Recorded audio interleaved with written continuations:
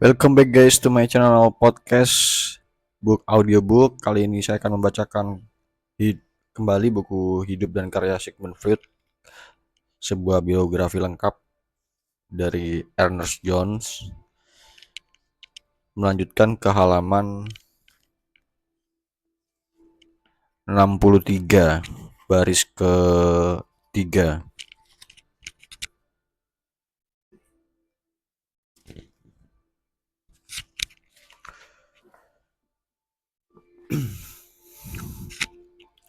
Book yang secara jenaka dijuluki duta kita di timur jauh pada tahun 1874 menerbitkan bukunya Lectures on Physiology ya. Salah satu tulisan yang menarik minat Freud yang masih mahasiswa adalah abstraksi dari halaman pendahuluan. Kira-kira begini bunyinya. Fisiologi adalah ilmu mengenai organisme sebagaimana adanya. Organisme berbeda dengan entitas benda mati yang sedang bekerja seperti mesin ya dalam hal ini. Seperti mesin dalam kepemilikan kemampuan untuk asimilasi. Tapi mereka semua merupakan fenomena dunia fisik. Sistem atom digerakkan oleh gaya sesuai dengan prinsip konservasi energi yang ditemukan oleh Robert Mayer pada tahun 1842.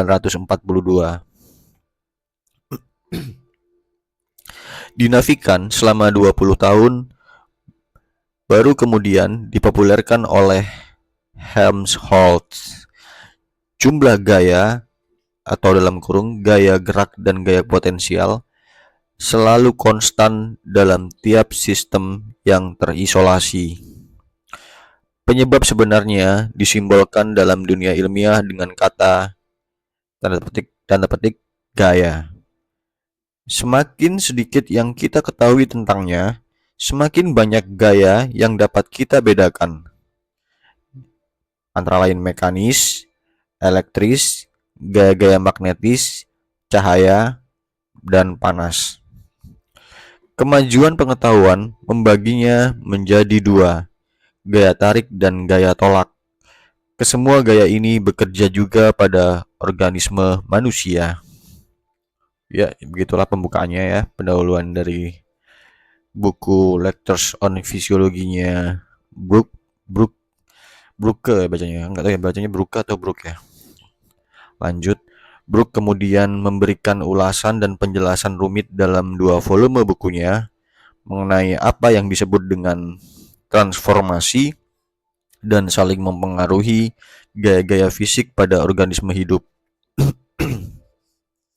Spirit dan isi kuliah-kuliah ini berhubungan sangat erat dengan kata-kata Freud yang digunakannya untuk menggambarkan aspek dinamis psikoanalisis.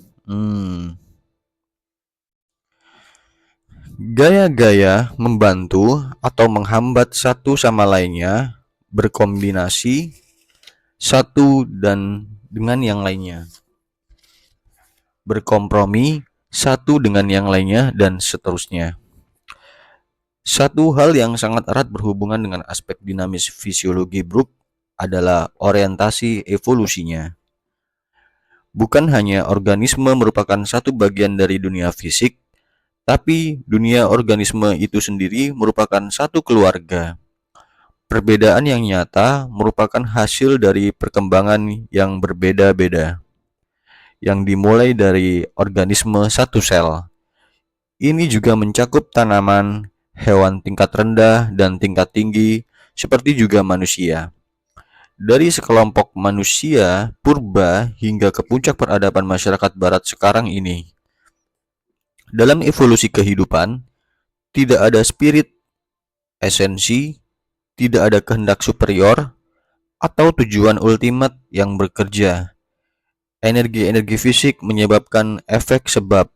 Sebagaimanapun Darwin telah menunjukkan harapan bahwa suatu saat dia akan mengetahui beberapa pengetahuan konkret mengenai bagaimana evolusi itu terjadi. Para orang yang antusias meyakinkan Darwin bahwa dia telah menunjukkan lebih dari itu. Faktanya, dia telah menceritakan semua cerita. Sedangkan para skeptis dan para pendukung teori berkelahi satu sama lain. Para peneliti aktif sedang sibuk meneliti pohon taksonomi organismenya, mendekatkan jarak menyusun kembali sistem taksonomi tumbuhan dan hewan sesuai dengan hubungan genetis, menemukan rangkaian transformasi, menemukan hal-hal yang sama dalam organisme yang tampaknya berbeda, kemudian mengelompokkannya. Kepribadian Brooke adalah kepribadian yang keras, idealisme tanpa kompromi, dan karakteristiknya mirip seorang pertapa dari aliran Helmholtz. Dia orang yang kecil dengan kepala yang besar dan mengesankan, cara berjalan yang stabil dan tenang, setiap tindakannya terkontrol, berbibir kecil dengan tatapan mata biru tajam yang terkenal itu. Sedikit pemalu tapi juga seorang yang keras dan pendiam. Seorang Protestan yang taat dengan logat Prusia yang kental sangat tidak cocok dengan karakteristik dengan orang-orang Katolik Wina yang nyantai. Tampak seperti orang dari dunia lain yang kaku. Seorang pekerja yang tidak kenal lelah dan berhati-hati. Dia menerapkan standar yang sama terhadap para asistennya dan mahasiswanya. Ada sebuah cerita yang menarik tentangnya. Salah seorang mahasiswanya yang mengerjakan makalah yang dimintanya menulis pengamatan yang kurang dalam menunjukkan. Keesokan harinya, makalah mahasiswa tersebut dengan coretan yang mencolok pada kalimat tersebut dan diberi komentar. Tidak ada gunanya penelitian secara kurang mendalam.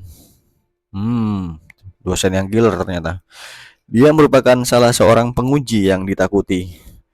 Jika peserta ujian tidak dapat menjawab pertanyaan pertamanya, Brooke duduk di luar ruangan, diam dan hening. Tidak mau mendengar dalih dari peserta ujian, dan meski dekan fakultas juga hadir di sana. Opini umum menyebutkannya sebagai seorang pria yang dingin dan benar-benar rasional. Tak seorang pun mahasiswa ataupun teman-temannya yang pernah meragukannya. Seringkali dianggap bahwa teori-teori psikologi Freud muncul dari pertemuan-pertemuannya dengan Charcot atau Breyer atau bahkan terakhir lagi. Sebaliknya dapat dilihat bahwa prinsip-prinsip yang mengkonstruksi teori-teorinya didapat semasa masih menjadi mahasiswa kedokteran di bawah pengaruh Brooke. Emansipasi dari pengaruh tersebut tidak berupa prinsip-prinsip, jadi melainkan dalam menjadikannya mampu untuk menerapkan secara empiris fenomena mental apa ini? Nol atau O ya? Mental O kayaknya ya. Yang diperolehnya ketika membedah anatomi organis. Ini memang membutuhkan perjuangan keras, tapi kejeniusannya dihasilkan dari keberhasilan dari beberapa perjuangan keras. Brooke tentu akan terkejut ketika mengetahui bahwa salah satu mahasiswa kesayangannya kemudian dalam teori tentang pikirannya yang terkenal memasukkan kembali ide-ide mengenai kegunaan, maksud, dan tujuan. Ide-ide yang telah lama dianggap tidak berarti. Kita tahu, ketika Freud membawa kembali ide-ide tersebut, dia telah mampu untuk mendamaikannya dengan prinsip-prinsip yang dia bawa. Dia tidak pernah menyerahkan determinisme untuk teleologi. Pada musim gugur, setelah perjalanannya yang kedua ke Trieste dan tetap berkutat dengan penelitian zoologinya, Freud diterima di Institut Fisiologi pada umur 20 tahun sebagai famulus, sejenis mahasiswa penerima beasiswa. Tempat institut terkenal tersebut yang kumuh sama sekali tidak sesuai dengan pencapaian ilmiahnya yang mengagumkan. Secara menyedihkan, institut tersebut menempati lantai dasar dan bawah tanah yang gelap dan bau, bekas pabrik senjata yang tua. Institut tersebut terdiri dari sebuah ruang luas di mana para mahasiswa menyimpan mikroskop dan tempat perkuliahan, serta dua ruangan yang lebih kecil, salah satunya merupakan ruang kerja Brooke. Dalam kedua lantai tersebut juga terdapat beberapa ruang kecil, beberapa di antaranya tak berjendela, yang berfungsi sebagai laboratorium kimia, elektrofisiologi, dan optik. Jadi ada laboratorium kimia, elektrofisiologi, dan optik. Kenapa ya cahaya diteliti ya? Optik itu kan mengenai cahaya guys ya. Tidak ada suplai air, tidak ada gas, dan tentu saja tidak ada aliran listrik. Semua pemanasan dilakukan dengan lampu ublik dan air diperoleh dari sebuah sumur di halaman, di mana terdapat sebuah kandang tempat para binatang percobaan ditempatkan. Meski demikian, institut ini merupakan sebuah sekolah kedokteran yang sangat terkenal dan membanggakan dengan sejumlah mahasiswa dan pengunjung dari mancanegara. Jadi kayak di desa gitu ya, terlalu tradisional institutnya. Meski Brooke lebih suka agar mahasiswa sendiri yang menentukan proyek penelitiannya, dia juga siap untuk memformulasikan sebuah permasalahan bagi para pemula yang malu-malu atau masih kabur untuk melakukannya sendiri. Brooke juga mengarahkan Freud untuk mempelajari histologi sel-sel saraf. Histologi? Apa itu histologi ya? Bersamaan dengan penelitian mengenai masalah-masalah struktur terdalam saraf, muncul pertanyaan menarik. Apakah sistem saraf pada hewan-hewan tingkat tinggi sama dengan hewan-hewan tingkat rendah? Atau apakah sistem saraf pada kedua jenis hewan tersebut sama? Topik penelitian seperti ini merupakan hal yang cukup kontroversial pada masa itu. Implikasi-implikasi agama dan filosofis pasti tidak akan sepakat dengan hal tersebut. Jika berbeda, apakah perbedaannya cuma masalah tingkat kerumitannya saja? Apakah pikiran manusia berbeda dengan beberapa moluska? Tidak secara dasarnya, tapi berhubungan dengan jumlah sel-sel saraf di keduanya dan kerumitan dari serabut masing-masing. Para ilmuwan mencari jawab atas pertanyaan-pertanyaan tersebut dengan harapan untuk memperoleh keputusan definitif mengenai dengan satu cara atau yang lainnya pada hakikat manusia, keberadaan Tuhan, serta tujuan hidup. Dari luas dan banyaknya penelitian, masalah yang paling menarik adalah masalah yang disodorkan Brooke terhadap Freud pada tulang belakang Amochetes atau dalam kurung Petromyzon, genus ikan dari jenis Cyclosmatae purba. Reisner menemukan sejenis sel besar yang ganjil. Reisner ini siapa ya? Reisner ini mungkin teman Freud ya.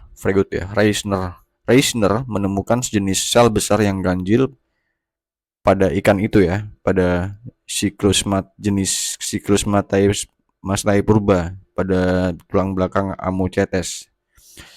Sifat dari sel-sel ini dan hubungannya dengan sistem tulang belakang belum banyak diketahui.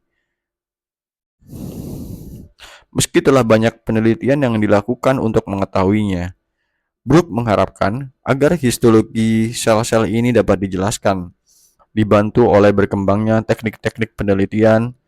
Penelitian Freud menyatakan bahwa sel-sel Reisner ini tak lain dari simpul saraf tulang belakang yang pada vertebrata tingkat rendah merupakan perpindahan embrio pembuluh saraf ke periferi yang belum sempurna. Jadi belum sempurna guys. Perpindahan embrio dari pembuluh saraf ke periferi ya. Jadi dari embrio pembuluh saraf ke periferi. Apa itu periferi ya? Waduh, saya juga belum tahu guys. Prosesnya tetap berlangsung dalam tulang belakang. Sel-sel yang menyebar ini merupakan tanda mengenai bagaimana evolusi simpul tulang belakang hingga menjadi sempurna. Penyelesaian masalah sel Reisner merupakan simbol kemenangan penelitian eksak dan interpretasi genetis. Satu dari ratusan ribuan pencapaian-pencapaian kecil seperti itu yang menjadikan kesepakatan mengenai evolusi seluruh organisme di antara para ilmuwan. Tapi apa yang sebenarnya merupakan penemuan baru adalah bahwa sistem saraf hewan-hewan tingkat rendah menunjukkan sebuah kontinuitas dengan hewan-hewan tingkat tinggi dan perbedaan tajam yang selama ini diasumsikan menjadi gugur. Oh, jadi ya sistem saraf antara hewan tingkat rendah dan hewan tingkat tinggi itu guys memiliki sebuah kontinuitas, ada kelanjutan gitu, ada kelanjutan fase ya. Jadi perbedaan tajam di antara keduanya itu bisa diasumsikan menjadi gugur. Lanjut. Freud merupakan penemuan besar dengan petromizon.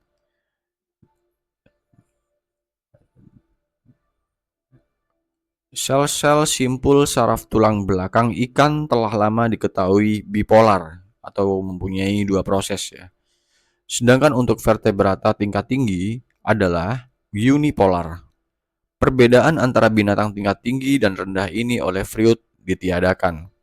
Sel saraf petromizon menunjukkan bahwa semua perpindahan dari unipolar menuju bipolar juga terjadi pada bipolar yang T-branching atau pencabangan T.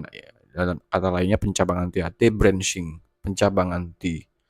Dengan adanya tulisan ini dapat dipastikan semua ahli kehewanan akan senang dengan adanya temuan ini. Brooke mempresentasikannya di fakultas pada Juli 1878 dan bulan berikutnya diterbitkan di buletin sepanjang 86 halaman. Wow, 86 halaman. Problem umum yang sama lainnya merupakan tujuan penelitian Freud berikutnya, yang kali ini merupakan pilihannya sendiri pada musim panas tahun 1879 dan 1881.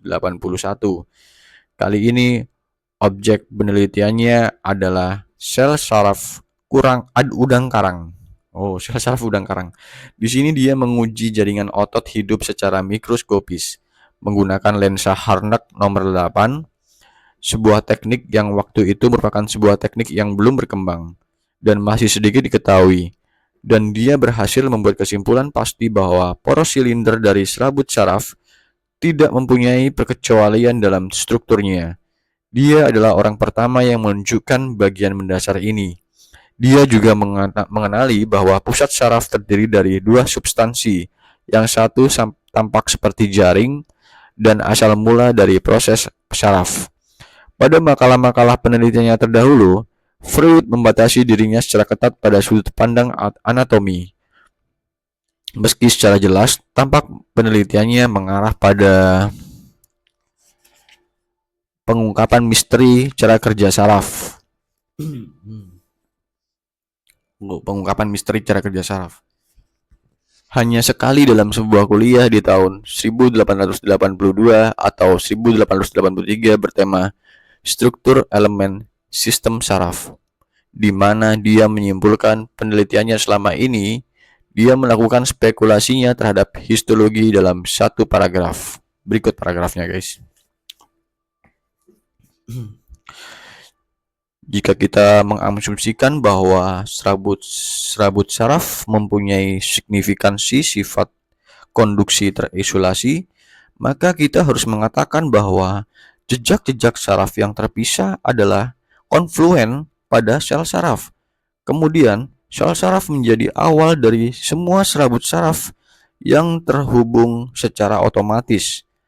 Aku melampaui batas-batas yang kutetapkan dalam makalah ini guna mengemukakan fakta-fakta yang mendukung validitas asumsi ini. Aku tidak tahu jika material yang ada telah memadai untuk menyelesaikan masalah ini, yang mana sangat penting bagi fisiologi. Jika asumsi ini terbukti benar, maka kita akan dapat melangkah lebih jauh dalam fisiologi elemen-elemen saraf. Kita dapat membayangkan bahwa sebuah stimulus tertentu yang kuat dapat memecah isolasi serabut, sehingga sistem saraf tersebut menjadi sebuah unit yang mengarah ke kegembiraan, dan sebagainya.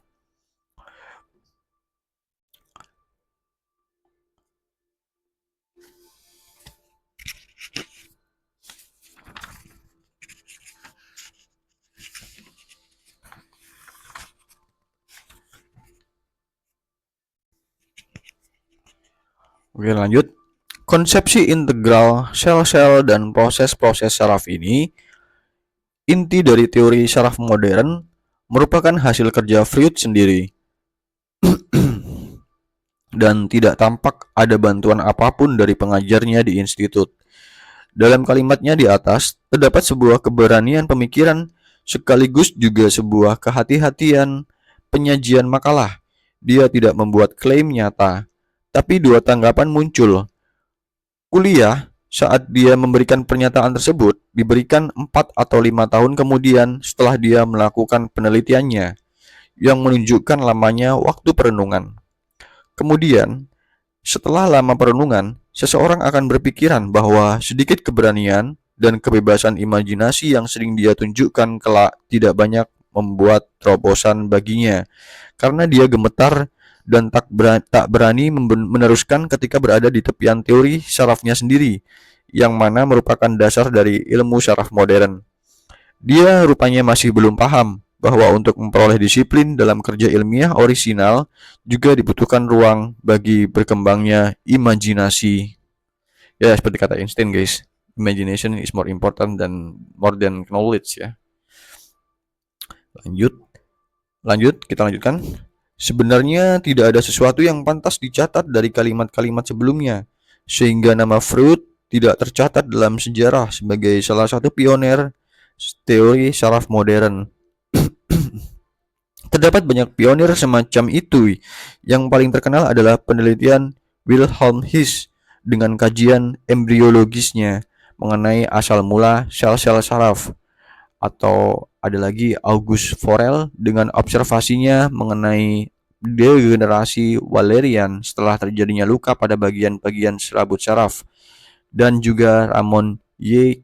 Cajal dengan penelitiannya yang mengagumkan menggunakan peresapan perak Golgi. Yang menjadi akhir dari pendirian teori saraf modern adalah monograf komprehensif dari Waldeyer pada tahun 1891, di mana pertama kalinya kata neuron digunakan. Itu bukan satu-satunya Freud melewatkan kesempatan untuk menjadi terkenal di masa awal kehidupannya dengan tidak berani melanjutkan pemikirannya ke dalam sebuah kesimpulan logis. Karakteristik ilmuwan orisinal lain, bagaimanapun juga, telah dia tunjukkan. Kemajuan ilmiah seringkali ditandai dari penemuan beberapa metode atau instrumen baru yang kemudian memunculkan sebuah fakta baru. Astronomi misalnya, hampir telah mencapai kebuntuan sebelum ditemukannya teleskop, yang kemudian membuat jangkauan astronomi meluas kembali. Demikian pula dalam histologi, penelitian-penelitian histologis sangat terbantu oleh teknik yang ditemukan oleh Freud pada tahun 1877. Sejenak setelah memasuki institut, teknik ini merupakan modifikasi dari formula Reichert, sebuah senyawa campuran dari asam nitrat dan gliserin, guna menyiapkan jaringan saraf dalam penelitian mikroskopis. Tekniknya Freud itu merupakan modifikasi, guys, dari formula Reichert bacanya gimana ini, sebuah senyawa campuran dari asam nitrat dan gliserin untuk menyiapkan jaringan saraf dalam penelitian mikroskopis. Jadi pakai nitrat dan gliserin. Senyawa nitrat dan gliserin dicampur, kemudian digunakan pada jaringan saraf dengan menggunakan dalam penelitian mikroskopis. Freud menggunakannya pertama kali ketika meneliti tentang sel-sel spiral petromizon. Bukan spiral ya, spinal. Freud menggunakannya pertama kali ketika meneliti tentang sel-sel spinal petromizon. Spinal itu apa juga ini? Oke, lanjut. Beberapa tahun kemudian dia menemukan teknik baru lagi, metode klorida emas untuk mewarnai jaringan saraf. Tapi kedua teknik tersebut tak pernah digunakan di luar Institut Wina. Dia pastilah seorang teknisi yang ahli, karena dalam penelitian mengenai jaringan saraf udang karang, dia bicara mengenai penelitian khusus mengenai materialnya secara in vivo. Sebuah metode teknis yang cukup rumit. Metode in vivo ya guys ya.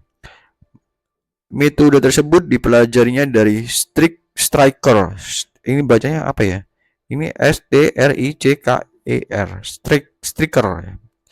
Secara kebetulan, seseorang menyebutkan bahwa dia menggambar dirinya sendiri sebagai ilustrasi untuk publikasinya terhadap petromizon. 1 di yang metode yang pertama dan 4 di metode yang kedua. Maksudnya apa ini? 1 di yang metode pertama dan 4 di metode yang kedua. Entahlah, kita lanjutkan aja. Freud membuktikan fakta bahwa kemajuan lebih lanjut dalam ilmu pengetahuan membutuhkan pengembangan metode atau bahkan metode yang baru sama sekali. Setelah fakta-fakta baru ditemukan, kemudian diikuti oleh mengolah data-data baru dan teori-teori yang lama. Teori tersebut kemudian menjadi titik pijak untuk melakukan spekulasi. Hmm, jadi Jadi Freud ini berhasil membuktikan fakta bahwa kemajuan lebih lanjut dalam ilmu pengetahuan itu guys membutuhkan pengembangan metode ya. Jadi metodenya itu harus baru sama sekali. Setelah fakta-fakta baru ditemukan, kemudian diikuti oleh mengolah data-data baru dan teori-teori yang lama. Teori lama tersebut kemudian menjadi titik pijak untuk melakukan spekulasi. Sebuah jawaban kira-kira dari pertanyaan-pertanyaan yang ada dan melampaui arti dari penelitian yang ada. Sangatlah jarang dan sukar bagi seseorang untuk dapat sukses bersamaan dalam fase-fase pengembangan ini. Teori psikoanalisis Freud merupakan sebuah contoh dari kasus yang jarang ini. Dia menemukan instrumennya, menggunakannya untuk menemukan banyak fakta-fakta baru, mengolah teorinya, dan melakukan spekulasi yang melampaui fakta-fakta yang telah diketahui. Kita harus mencatat sisi positif Freud, bahwa penelitian-penelitian neurologisnya selalu mengarah pada anatominya. Mikroskop menjadi satu-satunya alat baginya. Fisiologi baginya menjadi histologi dan bukannya eksperimentasi. Beda sama lain, beda sama yang saya baca di lapak sebelah ya. Meitner tuh eksperimen banget. Kalau kalau Freud ini fisiologis, dia butuh sejarah histologinya yang penting. Yang berarti statis, tidak dinamis. Hal ini sekilas tampaknya janggal bagi seorang yang berpikiran aktif seperti Freud. Tapi jika dilihat lebih dalam, justru menunjukkan sesuatu yang sangat signifikan ya dari sifatnya. Ketika dia bertanya pertama kalinya ke Brooke mengenai permasalahan dari tugas histologi yang dibebankan kepadanya, dapatkah kepatuhan atau perasaan inferior menafsirkan ini sebagai sesuatu yang terasing pada sebuah lingkup inferior, di mana itu merupakan tugasnya untuk tetap menjalankannya, meninggalkan eksperimen lebih tinggi untuk ketiga profesornya hanya untuk tumbuh. Dapatkah kepatuhan ya, perasaan dia itu merasa inferior, menafsirkan segala sesuatunya yang terasing? Ya, dia mungkin dapat ya. Mungkin jawabannya adalah dapatkah kepatuhan atau perasaan inferior menafsirkan ini sebagai sesuatu yang terasing, di mana itu merupakan tugasnya untuk meninggalkan eksperimen lebih tinggi untuk ketiga profesornya hanya untuk tumbuh? Jawabannya adalah mungkin iya, tapi mengenai sikapnya ini seseorang dapat merasakan sesuatu yang lebih dalam dan tinggi pada karakteristik kepribadiannya. Jadi kepribadian Freud ini penting banget. Terdapat dua sisi dari preferensi ini, yang secara pasif melihat tindakan yang aktif, sebuah ketertarikan ke yang satu, dan keengganan terhadap yang lain. Keduanya hadir secara bersamaan. Mengenai hal yang pertama sangat jelas sekali terlihat. Adapun mengenai sifat yang kedua terlihat pada surat yang dia tulis pada seorang temannya, Wilhelm Knopfmacher, pada tahun 1878. Adapun tulisannya sebagai berikut. Aku telah pindah ke laboratorium lainnya dan menyiapkan diri untuk profesi yang benar-benar kupilih, membedah-bedah hewan atau menyiksa manusia, dan aku memutuskan untuk memilih pilihan yang pertama. Dia adalah orang terakhir yang dapat mengizinkan dirinya menjadi brutal atau kejam, dan dia di saat bersamaan sangat enggan untuk mencampuri urusan orang lain atau memaksakan pengaruhnya ke orang lain. Oh, jadi dia memilih hewan itu karena hewan itu dap, da, uh, hewan orang terakhir dia metaforanya tuh dia itu adalah hewan itu orang terakhir yang dapat mengizinkan dirinya menjadi brutal atau kejam, dan dia di saat bersamaan sangat enggan untuk mencampuri urusan orang lain atau memaksakan pengaruhnya ke orang lain. Ketika kelak menangani banyak pasien neurotis yang waktu itu memakai metode yang kejam seperti penyetruman, pencelupan ke air, dia segera memutuskan untuk meninggalkan metode-metode tersebut. Dia juga meninggalkan metode hipnosa. Hipnosis itu ditinggalkan, guys. Wow. Karena dirasinya itu merupakan sebuah metode yang sangat kasar mempengaruhi. Ya, walaupun itu karena iya benar kasar ya. Menurut saya juga kasar sih, guys, hipnosis tuh. Kasar banget di bawah sadar ya, memanipulasi bawah sadar kita. Kemudian dia memilih untuk melihat dan mendengar, percaya bahwa dia dapat menangkap struktur neurosis yang dapat dia pahami serta mempunyai kekuatan untuk menanganinya. Pierre Janet yang secara salah kaprah dianggap sebagai pendahulu Freud mengadopsi metode alternatif dari pendekatan ini di tahun 1880-an. Dia melakukan beberapa percobaan yang bagus dan juga menemukan beberapa kesimpulan yang bagus pula. Tapi, penelitian yang dilakukan oleh Pierre tidak bersifat aktif, melainkan pasif. Pada musim panas 1879, Freud mengikuti wajib militer. Pada masa itu, kewajiban wajib militer bagi mahasiswa kedokteran tidaklah seberat sekarang. Mereka cukup tinggal di rumah dan tidak punya kewajiban apa-apa selain berjaga di rumah sakit. Hal yang paling berat justru adalah rasa bosan. Itulah mungkin kenapa beberapa tahun kemudian wajib militer bagi mahasiswa kedokteran selalu didahului oleh pelatihan militer dasar selama 6 bulan. Freud merayakan ulang tahunnya ke-24 dalam tahanan 6 Mei 1880. Dia ditahan karena desersi. Apa itu dia desersi ya? Dia 5 tahun lagi kelak akan makan malam dengan Jenderal Podretsky. Jenderal yang menghukumnya dulu. Oh, jadi. Tapi Freud sama sekali tak menaruh dendam padanya semenjak dia mengakui kegagalannya dalam 8 kunjungannya berturut-turut. Pada awal-awal tahun, untuk membunuh rasa bosannya, Freud menerjemahkan buku karya John Stuart Mill, jilid pertama dari 5 jilid buku yang tebal-tebal. Ini merupakan sebuah kerja yang menyenangkan, karena sepertinya Freud mempunyai bakat sebagai penerjemah. Alih-alih menerjemahkan kata per kata, Freud lebih suka membacanya, kemudian menutup bukunya dan membayangkan bagaimana seorang penulis Jerman dengan pikiran yang sama dalam buku itu menuliskannya. Sebuah metode yang tak umum bagi seorang penerjemah. Hasil terjemahannya sangat cepat dan mutunya pun bagus. Ini merupakan satu-satunya karya, baik karya asli maupun terjemahan, yang tidak ada hubungannya dengan ketertarikan ilmiahnya. Dan meski isi bukunya tercermin lewat dirinya, tak diragukan lagi kalau motif utamanya adalah untuk membunuh waktu sekaligus mencari tambahan uang.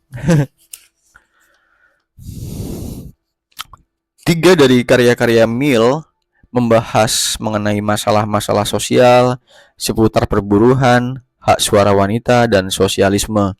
Dalam kata pengantarnya, John Stuart Mill mengatakan bahwa yang paling banyak memberikan kontribusinya adalah istrinya. Yang keempat oleh Mill sendiri adalah karya Grote Plato. Freud bertahun-tahun kemudian, tahun 1933, menyatakan bahwa pengetahuannya mengenai filsafat Plato masih terpotong-potong, dan dia mendapat banyak pengetahuan mengenai filsafat Plato justru dari karya Mill. Freud juga menambahkan bahwa dia sangat tertarik dengan teori Plato mengenai ingatan, yang mana Mill banyak memberikan tambahan terhadap teori Plato tersebut. Kelak Freud banyak menambahkan beberapa poin dari teori Plato dalam bukunya Beyond the Pleasure Principle. Adapun penelitian-penelitian yang dilakukan, Freud adalah sebagian kecil dari hal-hal yang dilakukannya. Freud juga mempelajari ilmu kedokteran, patologi, pembedahan, dan sebagainya. Dalam bidang-bidang yang lain ini, Freud memiliki banyak guru yang memberikannya inspirasi. Sebagian diantaranya seperti Broad, ahli bedah, Hebra, ahli dermatologi, dan Alt, ahli pengobatan mata, adalah orang-orang terkenal yang mampu menarik mahasiswa-mahasiswa yang antusias. Mereka memberi lebih dari sekedar pengetahuan tentang pengobatan kontemporer. Mereka merupakan inovator-inovator yang brilian dan dapat menjadi stimulus bagi mahasiswa-mahasiswa untuk mengembangkan semangat keilmuannya. Terhadap Bilroth, adalah benar kalau dia menyimpan satu kekaguman. Satu-satunya kuliah yang ia rasakan menarik adalah kuliah Maynard tentang psikiater, suatu bidang yang tampaknya sangat baru baginya, seorang pekerja laboratorium. Pada tanggal 30 Maret 1881, Freud berhasil lulus dari ujian akhir medisnya dengan status excellent. Wow, 30 Maret 1881 dia lulus, guys. Hasil ini menurut Freud adalah berkat dari ingatan fotografisnya. Meski secara bertahap ingatan tersebut tak bisa lagi diandalkan, Freud tak pernah menyiapkan diri secara khusus untuk ujian. Tapi untuk kasus ujian akhir, aku harus menggunakan sisa kemampuan ini, ingatan fotografis. Apa itu ingatan fotografis ya, guys ya? Dimana untuk subjek-subjek tertentu aku menjawab persis sama dengan yang tercetak di buku daras. Upacara wisuda dilakukan di aula indah pada bangunan lama universitas yang bergaya barok. Tidak hanya keluarga Freud saja yang menghadiri wisudanya, tetapi juga Richard Fluss bersama orang tuanya juga hadir, yang merupakan teman masa kecilnya di Freiburg, Moravia. Kelulusan ini bukanlah suatu titik balik dari kehidupan Freud, dan bahkan bukan pada kejadian itu sendiri yang paling penting. Itu lebih merupakan sebuah hal yang telah selesai dalam sebuah kejadian, dan sekarang dia tidak lagi dapat dianggap sebagai anak kecil, tapi tetap dia bekerja di Institut Book, tetap bekerja yang nanti dia pada suatu saat akan membawanya menjadi kepala jurusan fisiologi. Akan tetapi harapan tersebut ternyata berantakan dalam waktu yang tak lebih dari 1 tahun kemudian.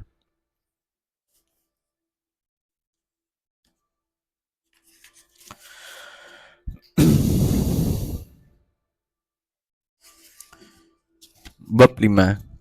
Karir medis antara 1881 sampai 1885. Tahun-tahun yang ia habiskan di laboratorium Brook sama sekali tidak menjanjikan untuk kehidupan masa depannya. Sementara itu pola hidupnya sendiri membutuhkan hal itu. Dia harus mencari pekerjaan lain jika ingin mendapat penghasilan yang menjanjikan. Dan satu-satunya kemungkinan terbesar adalah bekerja menjadi dokter. Tapi dia harus mengesampingkannya sedapat mungkin dan haruslah mempunyai alasan yang benar-benar kuat untuk melakukannya. Setidaknya, terdapat dua alasan yang dapat kita lihat. Yang pertama adalah keengganannya terhadap praktik-praktik kedokteran. Hal ini tidak berasal dari satu sumber saja. Dia mungkin saja merasa bahwa kerjanya itu sendiri mungkin menarik. Tapi yang lebih penting baginya adalah kerja-kerja penelitian, tidak hanya praktik saja. Freud sangat tergerak untuk menemukan sesuatu yang baru dan memberikan sumbangan penting terhadap pengetahuan. Ini mungkin dapat dianggap sebagai motifnya yang paling utama. Jadi motif dia itu, kalau praktik itu nggak penting, guys. Yang penting adalah menemukan sesuatu yang baru, yang bagi pengetahuan ya, bagi dia itu. Lanjut. Maka dia memutuskan untuk terus melanjutkan kerja penelitian yang baginya paling cocok sejauh yang ia mampu. Dia mendapatkan pemasukan yang pertama dari keinginan ayahnya untuk mendorong putranya, dan jika tak memungkinkan, oleh teman-temannya. Pada saat yang bersamaan, dia juga melanjutkan kuliah reguler kedokterannya dan akhirnya memutuskan pada Maret 1881 untuk lulus ujian kualifikasi. Tak ragu lagi, keterlambatan 3 tahun ini disebabkan oleh karena dia menyalahkan diri sendiri, yang justru membawanya untuk menghadapi masalah-masalah yang lebih mendasar. Ujian kualifikasi medis sepertinya terlihat tidak ada pembedaan. Freud terus melanjutkan kerjanya selama 15 bulan sebelum masuk di Institut Fisiologi. Sekarang memutuskan untuk mencurahkan segenap waktunya untuk itu. 2 bulan kemudian dia dipromosikan menjadi demonstrator yang juga mempunyai tanggung jawab mengajar. Dia memegang jabatan ini dari Mei 1881 hingga Juli 1882. Setahun ya, guys ya. Pada saat yang bersamaan, dia juga bekerja selama setahun sebagai peneliti lanjut suatu gas meneliti lanjut analisis gas-gas di Institut Kimia Ludwig, di mana temannya Lustgarten menjabat sebagai asistennya. Meski Freud lebih menyukai kimia, dia tak pernah berhasil dalam bidang yang satu ini. Kelak dia menyebut masa-masa ini sebagai masa yang membuang-buang waktu untuk sesuatu yang tak ada hasilnya. Bahkan dia menyebut tahun 1882 sebagai tahun-tahun paling kelabu bagi kehidupan profesionalnya. Freud menjabat sebagai demonstrator selama 3 semester.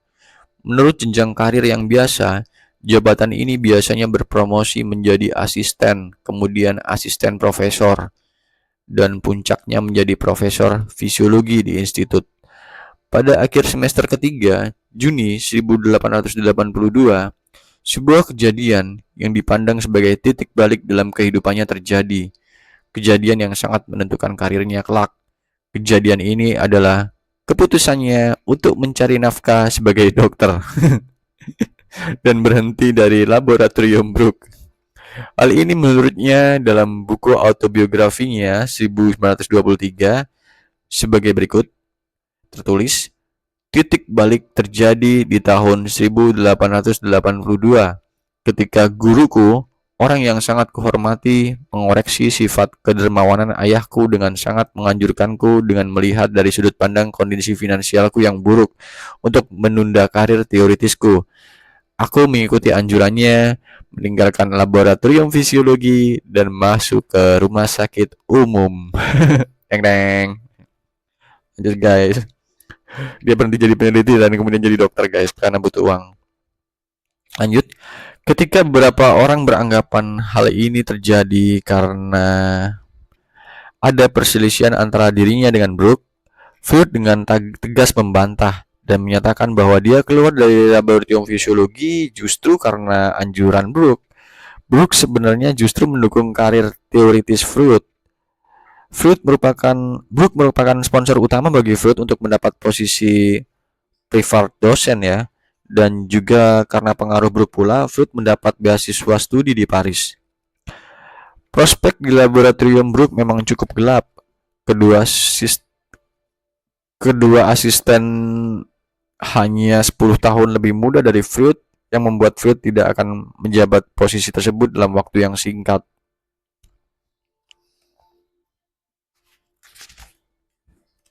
Yaitu sebagai ketua jauh ya di stand chair. Freud berumur 69 tahun ketika Exner pengganti Brook meninggal. Maka dalam keadaan yang biasa masihlah panjang waktu yang dibutuhkan untuk menjabat sebagai profesor. Selain itu gaji seorang asisten hanya sangatlah rendah ya, tidak dapat dijadikan sebagai andalan untuk mencari nafkah. Dengan melihat keadaan yang seperti itu serta kondisi keuangan Freud yang kurang baik, maka pertanyaannya adalah sampai seberapa lama dia dapat bertahan dengan kondisi seperti itu. Dia pada awalnya cukup independen dari bantuan keuangan ayahnya. Beberapa honor sering diterimanya sebagai hasil penerbitan tulisan-tulisannya dan menerima beasiswa universitas di tahun 1879 sebesar 100 gulden, wow, atau sekitar 6 pound sterling ya. 8 pound sterling.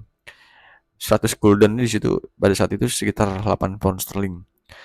Ayahnya yang telah berumur 67 tahun tinggal di rumah kontrakan dengan 7 anak dalam keadaan miskin dengan kondisi keuangan yang tidak pasti, yang hanya mengandalkan pada utang-utang dan bantuan dari sanak keluarga.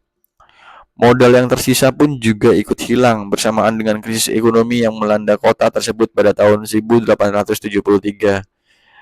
Akhirnya, setelah bertahun-tahun mengalami kesulitan finansial, ayahnya pun menyerah untuk membiayainya. Ayahnya juga mendukung karir putranya sebagai dokter dengan sepenuh hati. Awalnya ayahnya berharap Freud untuk memasuki dunia bisnis, tapi akhirnya dengan menghela napas, ayahnya kemudian mendukung karir intelektual Freud dan tak diragukan lagi bangga pada apa-apa yang telah dicapai dan diraih Freud. Ayahnya selalu menekankan agar Freud selalu konsisten dengan jalan yang telah dipilihnya dan kemudian mendukungnya sejauh yang ia mampu. Memang, gaya hidup Sigmund Freud sederhana, terpisah dari ramai. Dia biasanya mengasingkan diri dengan buku. Dia tak ingin membeli apa-apa selain buku. Hal ini tentu saja menguras koceknya. Ada kalanya dia harus meminjam uang dari temannya, tapi dia selalu membayarnya tepat waktu. Kalau saya guys selalu mengulur-ulur waktu guys. Bahkan tak jarang lebih cepat dari waktu yang telah dijanjikan. Pada saat itu, Freud menemukan patron filantropis pada diri Joseph Breuer, seorang yang kemudian sangat berpengaruh terhadap karir Freud selanjutnya. Breuer hampir secara teratur meminjami Freud uang. Pada tahun 1884, utang Freud ke Breuer mencapai 1.500 gulden, yaitu sekitar 125 pound sterling. Nggak tahu lah berapa rupiah itu ya. Secara keseluruhan, gambaran yang diberikan di atas bukanlah dari sisi yang terbaik. Seseorang hanya dapat membayangkan bagaimana keadaan pikiran Freud sebagai subjek. Freud waktu itu masih berumur 26 dan sekarang dia berada dalam sebuah lorong gelap yang secara praktis tidak mempunyai prospek cerah di kemudian hari. Kurangnya pandangan ke depan dan bahkan rasa akan realitas terlihat asing bagi seorang Freud yang kelak kita kenal. Freud yang selalu hidup dengan isu-isu praktis akan kehidupan. Dari pandangannya di kemudian hari, seseorang akan memperoleh kesan bahwa bukan hanya intervensi Brooke saja yang membangunkannya dari mimpi-mimpi idealistis mengenai bagaimana dunia seharusnya dengan tanpa melihat kondisi objektif yang ada.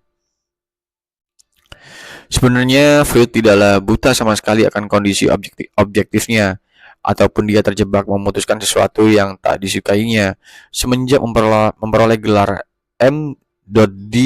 atau medical doctor, dia telah merenungkan dengan benar-benar kenyataan yang tak terelakkan bahwa dia harus meninggalkan laboratorium fisiologi dan kemudian bekerja sebagai dokter. Tapi sebenarnya ada satu hal baru lagi yang benar-benar mengubah hidupnya. Freud jatuh cinta. Hah? Jatuh cinta? Lebih dari itu, pada hari Sabtu, 10 Juni, di sebuah taman di Mortling, dia menjalin keintiman dengan seorang gadis bernama Martha Bernays. Oh, Martha. Seperti nama junior saya, guys. Yang membuatnya mulai berpikir tentang pasangan hidup. Oh, keesokan harinya dia benar-benar memikirkannya dengan matang, lalu memperoleh keputusan pasti, dan pagi berikutnya dia menginformasikan Brooke mengenai hal tersebut. Meski Freud tak pernah menyebutkan motifnya, hal tersebut dapat dilihat dengan jelas. Tampaknya Freud merepresi hal ini. Pada banyak kesempatan, Freud menggambarkan dirinya sebagai seorang bajingan, parasit, ambisius, picik, penuh dendam, tapi tak pernah menyebut dirinya sebagai pecinta. Kecuali beberapa sindiran halus untuk istrinya. Wah, kalau saya kan kebalikannya, kalau saya sebut saya pecinta guys. Soalnya nama saya kan Trisna guys, cinta guys. Lanjut. Keputusan ini tak pelak lagi pastilah sebuah keputusan yang sulit. Tapi Freud telah memantapkan hatinya. Dalam pengakuannya ke Martha, Freud mengatakan bahwa ini adalah sebuah perpisahan dengan ilmu pengetahuan. Aduh, ini seperti saya ketemu Ara guys. Tapi kemudian buru-buru menambahkan bahwa ini mungkin belum keputusan yang final. Langkah pertama ini bagi Freud adalah langkah yang tak terelakkan. Sudah terbukti bahwa tidak ada alternatif lain untuk mencari penghidupan yang lebih layak kecuali jika mau terus-terusan menjadi pegawai rendahan selain menjadi tenaga medis di rumah sakit, sesuatu yang Freud sendiri tidak terlalu bagus. Mahasiswa kedokteran pada saat itu belajar hanya melalui diktat-diktat dan demonstrasi-demonstrasi dan tidak pernah memperoleh pengalaman perawatan individual nyata terhadap pasien secara langsung. Maka Freud merencanakan untuk menghabiskan 2 tahun untuk mempelajari dan mendapatkan pengalaman langsung merawat pasien. Setelah selesai mempelajarinya, dia terus dalam posisinya selama 3 tahun. Jika dia dapat memperoleh jabatan sebagai secretariat, apa ini secretariat? Kombinasi dari dokter rumah dan registrar, paling tidak dia telah menempati eselon menengah dalam profesinya. Dan kalau beruntung bisa terus memperoleh jabatan yang lebih tinggi. Maka jenjang karir ini dia lalui dengan lancar. Pada tanggal 31 Juli 1882, dia tercatat sebagai tenaga medis di Rumah Sakit Umum Wina. Dia memutuskan untuk memulai dari pembedahan karena dia merasa bahwa pekerjaan ini sangat membutuhkan keseriusannya dan tentu saja karena tangannya terlatih untuk membedah. Segera dia mendapati bahwa profesi dokter bedah sangatlah melelahkannya. Dari 2 bulan bertugas di kamar bedah, hanya ada sedikit waktu luang. Hah? Hanya ada sedikit sekali waktu luang ya. Jam besuk tercatat mulai pukul 8 hingga pukul 10. Dan kemudian ada lagi mulai pukul 4 hingga pukul 6. Dari jam 10 hingga jam 12. Freud harus mempelajari literatur mengenai kasus-kasus yang diujikan padanya. Adapun mengenai atasannya, Profesor Billroth mungkin sedang libur, karena Freud kelak mengatakan bahwa mereka tidak pernah ketemu sama sekali. Pada tanggal 4 Oktober, dia menghadap Northern Angel yang terkenal sambil membawa sepucuk surat pengantar dari Maynard. North Nagel, bukan North Angel ya, North Nagel namanya. sorry guys. North Nagel baru saja tiba di Wina dari Jerman untuk menduduki jabatan kepala medis yang dia pegang hingga kematiannya 23 tahun kemudian. Posisi ini mempunyai pengaruh yang cukup kuat dalam pengambilan kebijakan, dan Freud berpikir bahwa karirnya selanjutnya akan banyak tergantung pada kebaikan hati North Nagel. Dalam sebuah suratnya yang panjang, dia memberikan deskripsi lengkap mengenai rumah, kepribadian, dan tingkah laku North Nagel, lengkap dengan hasil detail wawancara. North Nagel mempunyai 2 asisten. Ada satu yang lowong, tapi jabatan tersebut telah dijanjikan ke orang lain.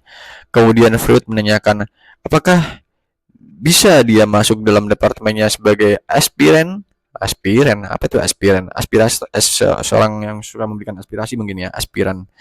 Kalau sekarang setara dengan asisten klinis. Oh, hingga Freud mendapat jabatan sekunderet. Maynard kemudian bicara lagi dengan North Nagel, dan pada tanggal 12 Oktober 1882, Freud masuk klinik sebagai aspiran. Kemudian Freud diberi gaji nominal. Syukurlah. Cabang rumah sakit di mana Freud bekerja adalah divisi penyakit dalam North Nagel. North Nagel adalah seorang dokter yang hebat, seperti pendahulunya Rokitansky. Kita bacanya Rokitansky aja ya.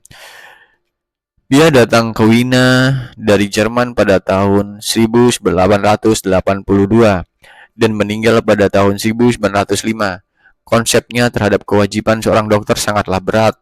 Dia sering berkata kepada mahasiswa-mahasiswanya, siapa saja yang membutuhkan tidur lebih dari 5 jam sehari, sebaiknya tidak usah belajar kedokteran. Kira ini normalnya kan 8 jam guys. Ini 5 jam nggak boleh lebih tidur 5 jam anjir. 5 jam doang guys. Mahasiswa kedokteran harus mempelajari diktat mulai dari jam 8 pagi hingga 6 petang. Lalu kemudian pulang untuk selanjutnya belajar hingga larut malam. Wow. North Nagel mempunyai karakter yang baik dan mulia dan diidolakan oleh para mahasiswa dan pasiennya. Freud kagum dan respek terhadapnya, tapi dia tidak bisa menyamai antusiasnya pada bidang pengobatan. Dia tidak menemukan sesuatu yang menarik ketika merawat pasiennya dibandingkan ketika harus mempelajari penyakit-penyakitnya. Mulai saat itu, Freud menyadari bahwa memang dia tidak dilahirkan sebagai dokter. Freud bekerja di bawah arahan North Nagel selama 6,5 bulan hingga akhir April. Pada tanggal 1 Mei 1883, Freud ditransfer ke klinik psikiatris Maynard, di mana dia menduduki jabatan sebagai sekunder apa itu sekunder, nggak tahu lah. Dia sekarang pindah ke dalam rumah sakit saat pertamanya dia meninggalkan rumah selain liburan. Freud telah berumur 20 tahun kala itu, dan dia tidak pernah lagi tidur di rumah kepalanya yang baru, Theodor Maynard, yang hidup sekitar tahun 1833 sampai 1892. Meski dalam skala yang berbeda menimbulkan perasaan respek dan kekaguman, Freud yang hampir sama dengan Brooke, kuliah-kuliah Maynard lah satu-satunya hal yang membangkitkan gairahnya semasa masih menjadi mahasiswa kedokteran dulu. Dalam tulisan-tulisan Freud, kita menemukan baris terdengar langkah kaki Maynard yang hebat, di mana jejaknya kuikuti dengan penuh kekaguman. Dan dengan mengesampingkan kekecewaan pribadinya kelak, Freud selalu menyebutnya sebagai jenius paling brilian yang pernah dia temui.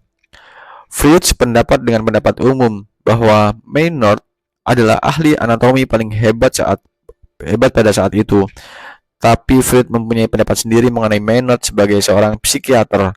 Hal ini berasal dari studi kasus gangguan yang dialami yang disebut sebagai amnesia Maynard. Wow, amnesia Maynard. Amnesia atau amnesia ya di sini tulisannya, guys. Potens psikos atau dengan kata lain psikosi halusinatif yang akut.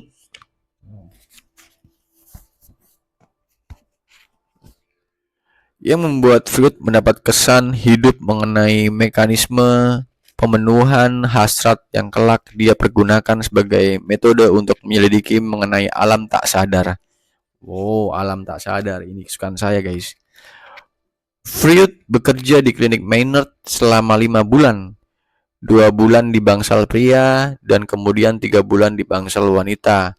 Ini membuatnya merasakan pengalaman psikiatris. Dalam suratnya kala itu, dia sangat antusias terhadap Maynard yang dianggapnya sebagai orang yang lebih menstimulus daripada seorang pembawa acara. Masa itu adalah masa-masa kerja keras, dan 7 jam perharinya di bangsal membuatnya mempunyai dasar yang kuat di bidang ini. Dia kemudian memutuskan untuk menekuni subjek dan mempelajarinya dengan seksama, Esquirol, Morel, dan lain-lain. Freud segera mendapati bahwa betapa sedikit yang diketahui oleh para psikiater terhadap hal ini. Masa-masa itu merupakan masa-masa yang menyenangkan baginya. Freud mengatakan bahwa dia banyak mendapat teman, dan kemudian menambahkan, maka aku sekarang tak dapat lagi disebut sebagai orang yang menderita.